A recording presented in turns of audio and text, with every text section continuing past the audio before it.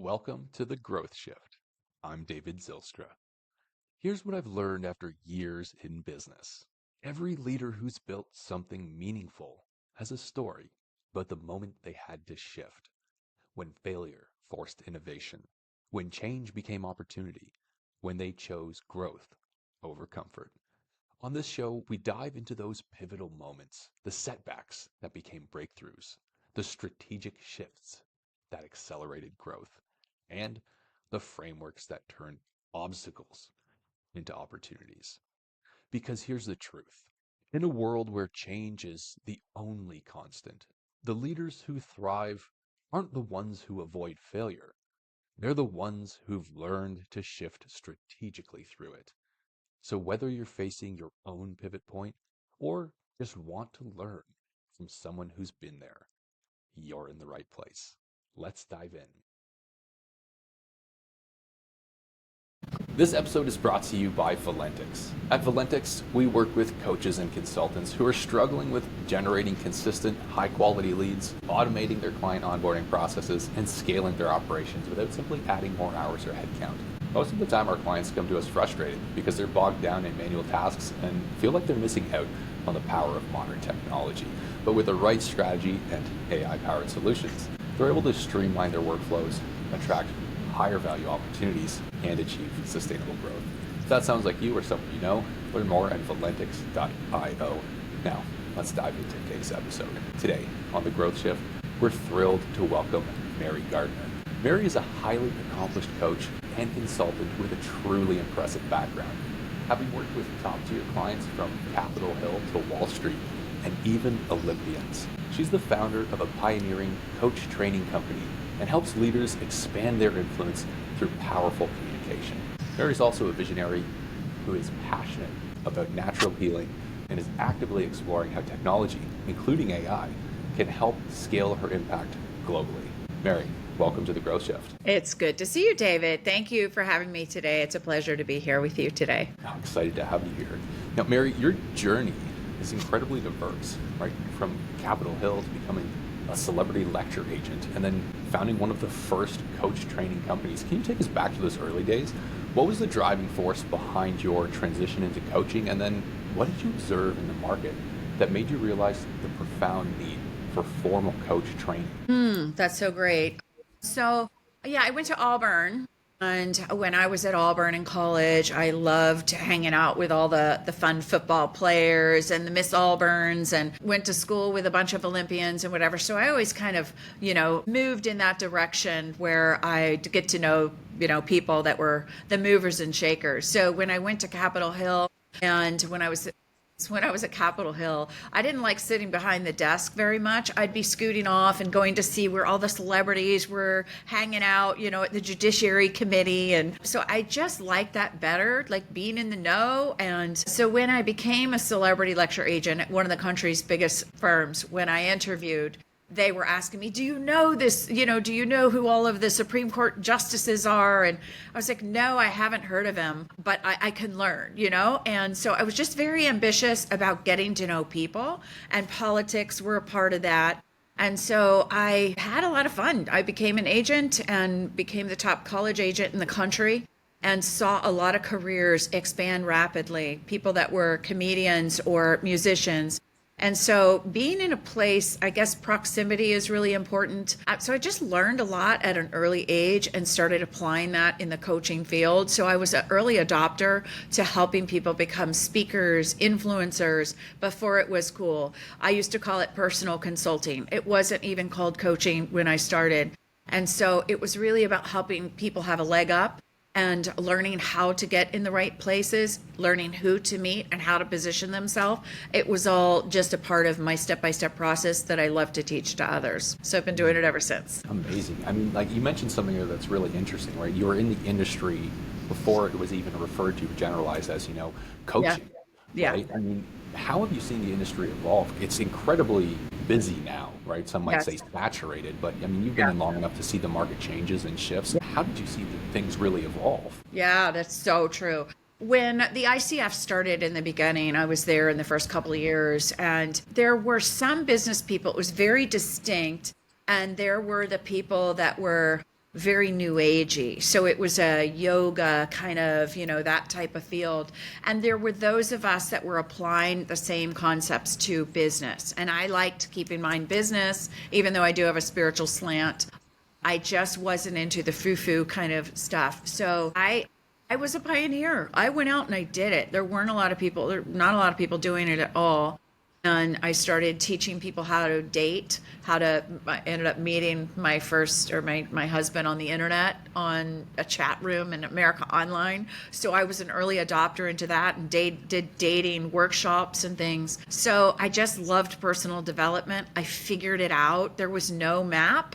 And so then, over time, I saw people starting to do more and more and more coaching. Now it's blown up so crazy. So it's changed tremendously into the niches where they say the riches are in the niches. It didn't used to be that way. It was life coaching, business coaching. And now it's so niched out because there's so many people doing it.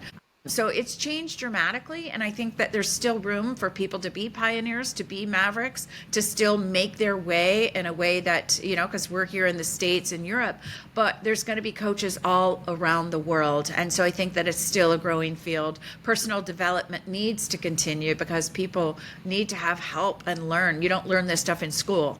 So I think it's going to continue in a really big way. Yeah, I mean, you were early in the industry. You were kind of learning as you were going. Obviously, you had some developed skills there that you applied and you got better, but I imagine that growth wasn't linear, right? I mean, are there any really impactful or memorable moments along the way that really just informed how it is that you approach your business or working with clients? Or was there anything that happened that really just helped you develop further as an individual and as a coach? Yes, it happened before I started coaching because I was coaching before I was a coach. So I remember one time, one of the guys that I worked with at the sales, we were all in sales.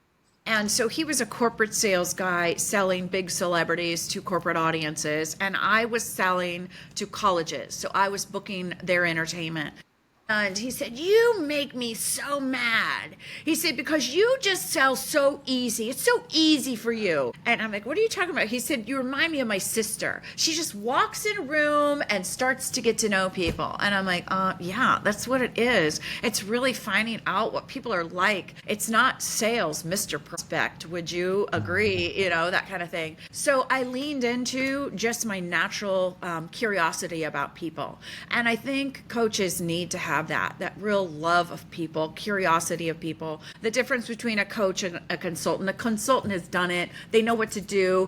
You're telling XYZ, do this, a marketing expert, for instance. The coach really does ask a lot more questions and helps people evolve and have those aha moments themselves.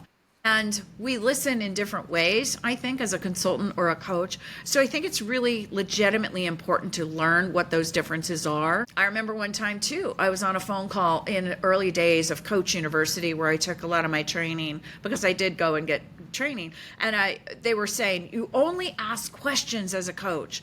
And so she was saying, what would you do if you wanted to be a speaker? And he'd say, well, I really don't know how to start. She said, well, if you did know, what would you do? And I'm like, okay, come on. If you got some expertise, share it. You can tell stories and share stories. So I think over time it becomes a combination. After you've been it and you have the blink factor and you've been at it for so long, you can give advice, you can share stories, and you should. And so that's what I teach a lot of the speakers to do also, is share stories. Storytelling is so powerful when you've got somebody on stage or even in a call like this where you're sharing stories. Both parties are benefiting from it and you're both getting that momentum going. So important for us to share, to teach, to tell. So even if you're not a professional coach, using those skills are so valuable to people. I mean, this is really interesting. So you're saying that, initially in your earlier days, I mean, you had that interaction where someone identified, hey, I mean, it's easy for you, right? But we could say that, you have the charisma, obviously, right? Maybe I think the kids are using the term Riz these days. So you've got the Riz, Mary. You can draw people in, you can build relationships. And of course, that helps with coaching, right? Understanding people, showing them that you care, helping them lead them or helping them find the result that they're looking for. I imagine this has resulted in some extremely strong relationships. I'm kind of curious, how did your business evolve and grow with all of these things in mind? I imagine, you've built some really great relationships that have perhaps helped along the way. Yeah, I was really fortunate because I was an agent working with celebrities for a long time, that the agencies and several of the speaker bureaus referred me people. So I've worked with some of the top speaker bureaus. I've trained some of the top bureaus and entertainment agencies to open speaker divisions. And so I was really fortunate in that way. And then over time, it became, I never thought I was a marketer. I always knew I was a salesperson developing relationships. But over time, I became a marketer. And as we know, we're going to be talking about AI, how marketing has changed the face of everything. Even in the speaker industry, it used to be that the agents would make a lot more money in commission, and then they had to stop, and it was earth shattering for the speaker bureaus, who the agents were used to making a lot of money, and now they were paying the marketing professionals. So the industry has changed a lot that way, how we deliver the information and how we meet the people. So I've had to adapt just like everybody else, and I struggled so often in the beginning, just how do I do this? Like, I loved doing on camera work. I was a TV spokesperson. I did that for quite some time, but learning all the ins and outs of running a business and also being on Zoom all the time. I think, of course, during COVID, when we were all shut down, we all had to really adapt very quickly and embrace. And that's one of the things that I think that as an entrepreneur, we're really lucky, is that we don't have someone telling us exactly what we have to do. Yes, we have our clients that are demanding that we take care of them, but we have that opportunity to always go out and search for what's next, what's going to make my clients happy, what's going to make my business profitable, and how can I add more value to people, always. And so I think as a coach, as an entrepreneur, as the charisma coach, keeping myself grounded in every way, learning, growing, very secure, the foundation, so important to be able to be that person, that wise person that we should be for our clients. And I think that's what we should reflect to the world. I hope that I do. Yeah, so learning and growing as you're going along, recognizing when things are changing, needing to make shifts and grow with the changing times, let's say. And so you started with some great relationships as an agent that led to business opportunities. The market became pretty saturated in more recent years, Yeah. right? Lots of competition out there. You can't just Yeah. rely on relationships and referrals at that point, right? Because unfortunately, someone who might be not as competent of a coach but has a better marketing system might just be capturing clients that would be more suitable for you. So how did you make this shift and this transition into taking a more significant step into marketing as well? Yeah, that's a great question, because I think at some point everybody needs to do that. One of the first things I invested in was a virtual assistant who probably knew more than me about the computer. And so that was a big shift, is getting that. Then I joined a couple of masterminds. And so that's been really helpful. I've kept and maintained one for years. And then I ended up hiring some different consultants. I was really disappointed with several of the consultants that I worked with. Even today, I had somebody, because I feel like now at this stage, go look at my references, like, you're lucky, we're going to get to work together. I'm so excited. Like, if I feel passionate about somebody, I'm like, look, you'd be crazy not to work with me, because I know exactly what you need to do. I'm in a good place, but that's not always the way that it was. And so really having to get out there, pushing marketing, trying to learn all the different, from Zoom to Loom to CRM systems, really, really, really hard. And I just know there were so many times that I was struggling, and I'm sure a lot of people are. And I would just say, just stay consistent, keep at it. You know where to go. You know where your gaps are. I had so many gaps, and now I can honestly say, okay, I kind of have a little bit of expertise in marketing. So I got a lot of help. But as I was just saying, there were a lot of consultants that I think were trying to figure it out and failed. And the one thing that upset me is they didn't keep me on until the project was finished. And that's one thing that I would say. I don't care how much they paid you, even if the project is complete, but you haven't done your job, or they haven't gotten, the best of you, I think you keep going. So that was one thing that I always did that allowed people to continue the relationship with me and to give me that good reputation and good referrals. So I will work until you're successful. That's kind of been my motto. Unbelievable. Like referrals, social proof, case studies, all of these things, absolutely some of the most powerful tools you can use in marketing. So Mary, if we break it down, who you work with and how you help them, I mean, you help leaders expand their influence through powerful and charismatic speaking and communication. Can you share maybe a specific example of how Yeah. you apply your coaching to help a high-level client, Yes. transform their communication in a way that will directly impact their leadership or even business outcomes? Absolutely. A lot of people come to me because they might be struggling with leadership or in their speaking. They want a standing ovation. That's one thing that we do. Or they're starting to gain or want to have more influence. So I do the strategy for them. I have a gift of seeing people at their highest level. It's amazing. I'm like, okay, here's your skills. I can see it. And here's where you can go. So I stretch their vision a lot. I had two doctors in this past weekend. One is a psychologist, one is an entrepreneur who sold her business. And they both had similar but different needs. One of them has already done a lot of speaking. She just wants to make more money as a speaker. And so I picked apart her entire, she's done TED Talks and things. And so I saw it that she tells information. She had a lot of good information, but it didn't come alive in people's hearts. They weren't engaged because she didn't make it relatable. How do we do that kind of thing in communication?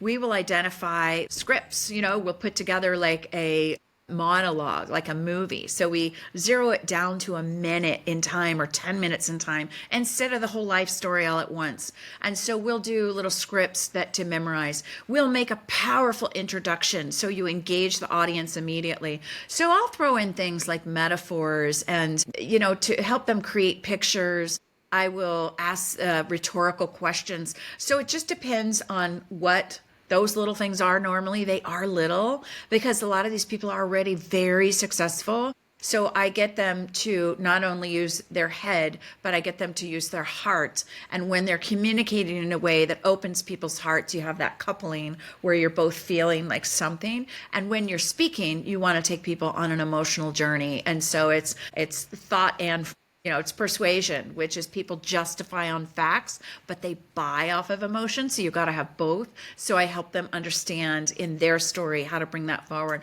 I'm working with a doctor right now who's 78 years old. He's very, very successful, but he wants to just do the information. And I'm like, you're funny. You've got a dynamic personality. So I'm pulling out the fun in him because he told me that people want to be him. He's successful around the world. People want to be him. I'm like, then let's enjoy that. Let's also share from your heart and experience. So he's resistant, but he's doing it. So they all have something different. I do the life coaching as well. Often leaders are struggling with managing their people, so I teach them how to coach individuals. So we will find what are those targets or what are those things that are motivating each person, and we dive in. So I'm teaching them how to coach each person. So it's a combination. It's not just one thing. It's tailored. I'm not cookie cutter, and that's why I think, the people that I work with want somebody who invests in them, not just gives them a script and says, go. So, I mean, you started as an early pioneer in the industry, you kind of fell into that, obviously out of passion, out of purpose, out of desire, drive, opportunity, all of these things that an entrepreneur identifies. And you've worked into a position now where you're working with high-level leaders to help them, I think if we could distill it into a few words, to help them through the power of words and emotion have more of an impact, whether that's on a stage or whether that's within their own organizations. You've been learning along the way. You've been making some incredible pivots and shifts. I'm kind of curious, what's next? What does the future hold for you? I love that. I've had a really fun career, but I look at other people that are using AI and they're using automation in a way that I haven't tapped in. I use AI every day. I can create somebody's life on AI, it's like amazing. So I do use several different AI tools, but automation and then what's coming down the pike now for all of us are the ability to create courses instantaneously and have them transposed and translated into 120 different languages immediately. So I'm now investing in a company that's doing that. And so I want to have a worldwide stage because why? Because I want people to really have a great life. Life is short. And so I want my godly wisdom to be able to be presented around the world in many different languages. And I think that's what's coming for all of us is that ability to serve worldwide. Amazing. So you want to expand your reach internationally, right? Using the power of AI and tech to translate your courses, your programs, your teachings, to make them accessible to everyone. What do you Yes. think are some of the biggest challenges you're up against to make that happen? Of course, you're working with a company to make that possible in terms of the translations and the delivery and the platform and all of that. But for yourself as a coach, right, as a business owner, what do you feel are the most significant challenges that you're up against to make this successful? My biggest challenge is because I made myself the brand and I'm not duplicatable. And so that's a challenge. I do sell other products and other services. So I do upsell to my clients, PR services. We do workshops, we do seminars, and I do work with a team of people that we also sell. But that's my biggest challenge is duplicating me. And so that's why we're going to be using AI to duplicate. I still don't think AI is very good when it comes to duplicating their image is good, but their voice still is it's very monotone. So you can still tell the difference in an AI video versus a real video. So I just am hesitant to go that far because I still believe that the enthusiasm and tone of voice is so much of the delivery, so important in the delivery. So I've seen that not work yet, but I think it's getting close. And so that's my biggest challenge is duplicating me. But with AI, it kind of comes close. I know that there are speakers and thought leaders who are using, and I do have an AI tool on my website. So people can go and ask questions about my company and what we do and how we serve and all those things just by talking to our little AI guy that's on there. But there's also the way to put all of my content in AI now and to be able to extract it. And so people can get a membership, and we're in the process of doing that. I have thousands of hours of content on video that we're transcribing and putting it into AI so it has all of the answers of things and how they would answer as me. So people, I guess, need to be doing next. If you are the brand, then you want to be able to duplicate yourself in a way that's not going to stress you out, because we all want more time, we all want more freedom, and I think that's what AI and marketing give you, the freedom and the time. Couldn't agree more. So what you're looking at doing here is essentially creating a clone of yourself, a digital clone in a way. AI, it's pretty close, as you said. It can get a lot of the information down, but like tone of voice, right, the communication, the delivery, it's not there just yet. It's very close. It's going to be happening soon. Something I'm curious about here, Mary, is, you're expanding your reach exponentially. That's the goal, right? And you're using AI to be able to do so. Do you feel like that might even create more problems for you? What if you have an influx of clients as an individual? Then it's great that you have reach and you have more influence, but how are you thinking about perhaps even using AI to start managing that inflow of clients and the delivery to them beyond just the, hey, here's Mary's virtual AI who can help you? Right, when it comes to actually onboarding these clients, working with them, keeping up with them, and all of this, what is that going to look like? What's it going to look like? Is it going to be more challenging for me? I hope not. I do have a good team, and my goal is to automate as many things as absolutely possible. I'm certainly open for suggestions. I know you're an expert in it, so I'm really excited to hear what you would say. But for me, lifestyle is way more important. And if we have to wait a little bit to achieve some of those things, I'm also in one of the company that I'm talking to you about. Also, we can write and deliver books almost instantaneously. Wow. And so if it's not in the video capacity, it's on, so you can sell them on Amazon. So things like that. So affiliate marketing and things like that don't take a lot of that extra time. So I'm about pursuing ways for our business to be profitable long-term, residual and passive income. And I still love what I do. So I don't think I'll ever stop doing this.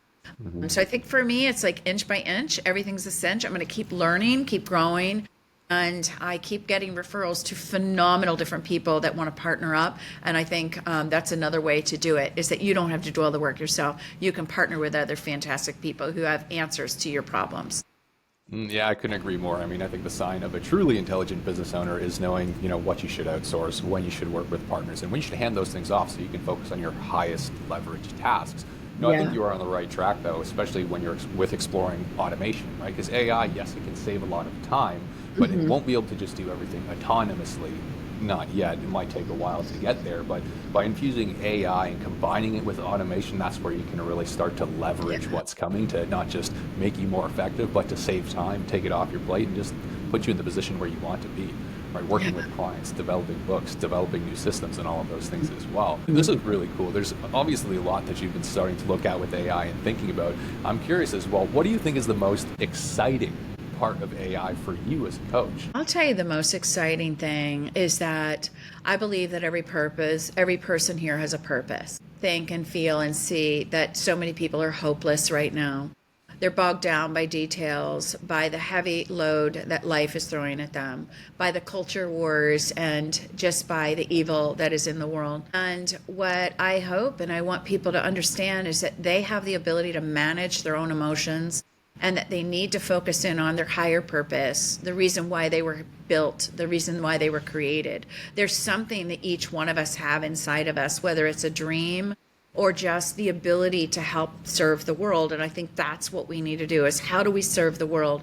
And what I've done is combine my work with AI, that literally I blow people's mind. I change their lives. I get them understanding there is a bigger vision for their life. It is a possibility. And then we do a step-by-step strategy to get there. I worked with a 75-year-old lady yesterday. She's a friend. I volunteered, and I do volunteer a lot for people that can't afford it, or that I believe in, or that are, they're young and they're starting out. And I do it a lot. I do a lot of free coaching for people that have needs. And she is living in Colorado and living with other people right now because she doesn't know what to do. And I'm like, we're going to start with the end in mind. What is your dream? What's your absolute dream? And she has a dream to do a ranch, to own a ranch where she's helping young people, children who are orphaned and abandoned and given up by their families, that have hardships and traumas. And she wants to help them through her faith and also through animals to heal them. And so we started with AI, like, okay, we're going to go. We're going to find the places. Where are they? And so we didn't find any that were live-in situations in Colorado, although we found some that had some of the capabilities she was looking for. So we found some in Alabama and Georgia and North Carolina. Now I gave her the script. I gave her the phone numbers, and now she's going. And I'm like, oh my gosh, she's changed her life. She's changing her life with just a little bit of a tweak here, a little direction here. So as a coach, I hope people are, if you are a coach and you're an influencer, just to reach back and to help people, older people who may not have the capability of understanding how AI can support them, younger people who are just starting out. So I think that I think the coaches are the ones that are going to bring hope to the world. That's my hope, that I can do that and share that message also. That's amazing. And it's something you're clearly doing. I think it's an incredible testament to not just what you're able to do, but how much you care. Right? I think it's really incredible to see and hear. Thank you. I love it. I just love it. And I do it. People say, what would you do for free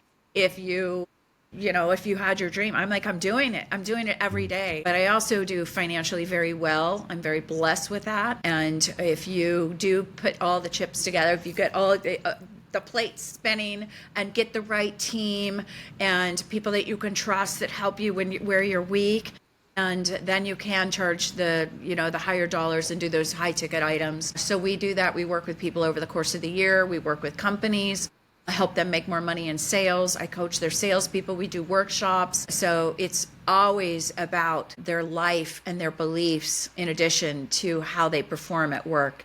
So we add a lot of it to the table, and we're very fortunate with how we are showing up in the world now. Absolutely. Now, Mary, you've shared some invaluable insights on growing a business as well as leveraging talent and embracing new technologies as well. For other coaches and consultants who are struggling to scale beyond themselves or generate consistent leads, what's one key piece of actionable advice that you would offer them based on your experiences? This will blow your mind, so get your pencil out. Okay, there's a professor, John Hutchins, and he's at University of Texas, and he was written about in the book, Think and Grow Rich, The Legacy. And he talks about a system. It's a 12-minute system where he took all of the components of the book, Think and Grow Rich, and he put it into, I guess he does it in AI. It's like a several step process. And it's about creating the vision that you have for your life. And so you can do that on AI, and you could put in his name, you can put in, give me a strategy. And he went from making $200,000 a year for 20 years in a row to making $25 million in 1 year based on doing this vision every single day. And so it's about reading it every single day, 6 minutes in the morning, 6 minutes in the afternoon. And at the end of the year, he made $25 million. So if you're struggling, here's the hardest part, is to believe that you can do it, but it's not up to you. I mean, God has given us the ability to manifest, to dream, to believe. Even the Bible says without a vision, the people will perish. You need to have a vision of where you want to go. And so if in my career, there were so many times there wasn't money in the bank account, but I was like, I'm doing it anyway. I'm doing it anyway because I know I need to do it, and God will provide, and he does. And so that's what I would recommend anybody to do, is to go on and check out the Think and Grow Rich, the Legacy, get that script, go to AI, put in what your dream is, and start moving forward, and never give up. And just keep saying it out loud. You're gonna do it. You're gonna do it. And literally, people show up, ideas show up, books show up, and you just keep going forward. And I'm not saying this is all that you have to do the work. And some of the times that we're like, I got to work harder, harder, harder. And that's not the way it is. Literally, even the Bible, again, it says, be still and know that I am God. And so by standing still and saying, you know what, you made me for a purpose. This is who I am. This is what I'm supposed to be doing. I'm going to have faith, and I'm going to keep walking forward. I need to invest in this product or this service. And God, I know you'll provide. And he does. And that's the thing. It's been so rewarding and so exciting that I've seen in my career. I continue to do it all the time, and God is good, and life is great as a result of having faith. But you have to be able to take that step. You can't just sit back and fear. You got to move forward. So that's what I would tell anybody who's struggling. Unbelievable. Mary, thank you so much for sharing your incredible journey and your wisdom with us today.